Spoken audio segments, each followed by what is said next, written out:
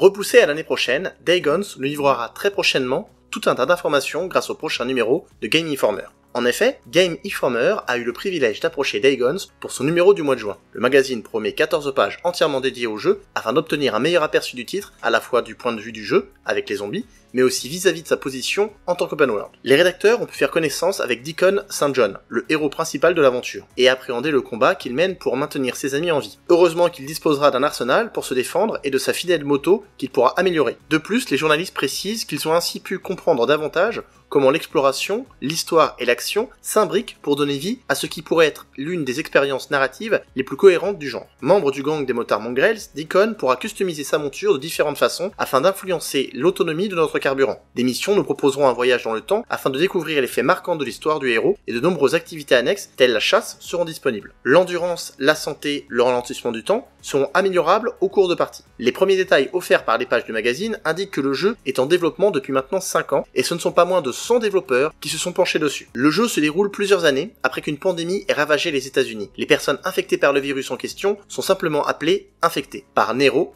qui signifie National Response Organization, Nero exploite 12 points de contrôle pour la mise en quarantaine et le traitement des personnes concernées par cette crise sans précédent. Deacon ne fera pas les choses seul dans cette aventure, et nous pourrons faire la connaissance de son ami Boozer, rien à voir avec l'ennemi numéro 1 de Mario, qui nous aidera dans notre mission qui sera de survivre à la pandémie et non d'y trouver un remède. Voler des affaires de notre pote Boozer aura un impact négatif sur notre relation avec lui, sans savoir vraiment pour le moment comment fonctionnera ce système d'affinité entre les deux personnages. Deacon sera amené également à voyager à travers 5 campements au travers du monde qui nous sera proposé. Nettoyer les lieux que nous serons amenés à visiter nous proposera de débloquer l'option de voyage rapide afin de pouvoir nous déplacer de manière plus rapide dans l'ère du jeu. Le titre nous proposera également de visiter d'énormes villes et les armes mises à notre disposition auront un aspect usé à cause de la pluie. Les zombies seront divisés quant à eux en plusieurs classes, et alors que certains se cacheront dans l'ombre pour former d'énormes nids, d'autres réunis dans des camps n'hésiteront pas à se cacher en bordure de route pour nous tendre un piège. Le seul moyen pour nettoyer de manière définitive les nids sera à base de cocktails Molotov, de bidons d'essence ou bidons d'huile. C'était lors de l'E3 2016 que Daygons avait été dévoilé lors de la conférence de Sony. Comme tous les gros jeux, l'attente entre la révélation et la sortie du titre se fait très longue, surtout dans ce cas où il faudra patienter quasiment 1 an. Et oui les geeks, Daygons est attendu en exclusivité sur PS4 en 2019. C'était Mike et Mike, salut!